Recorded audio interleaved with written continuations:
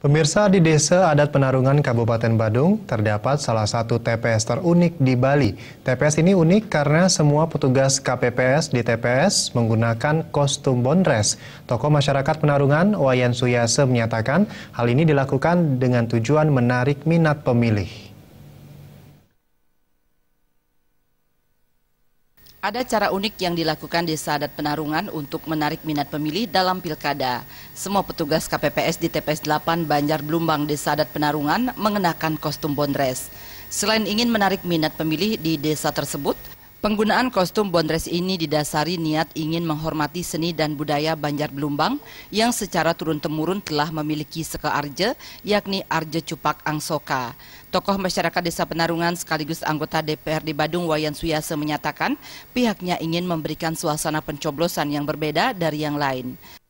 Pertama, saya bagian dari masyarakat, khususnya di TPS 8 Banjar Blumbang Desa Penarungan. Jelasnya kenapa kami di TPS ini memakai pakaian tradisional yang kami miliki.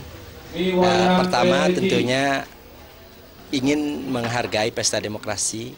Kedua, memaknai bahwa demokrasi yang selama ini dalam konteks pemilihan apapun itu ada masih masyarakat yang menilai hal-hal pemilu itu cukup rawan, ada berpotensi yang kurang bagus, ada gontok-gontokan. Nah, disinilah kami melalui Forum Banjar mengadakan suatu rapat, melaksanakan suatu pemilihan ini, khususnya di Pilkada 2015 ini pada tanggal 9. Kami mengharapkan kepada petugas KPPS untuk bisa memakai pakaian adat tradisional yang kita miliki dari turun-temurun.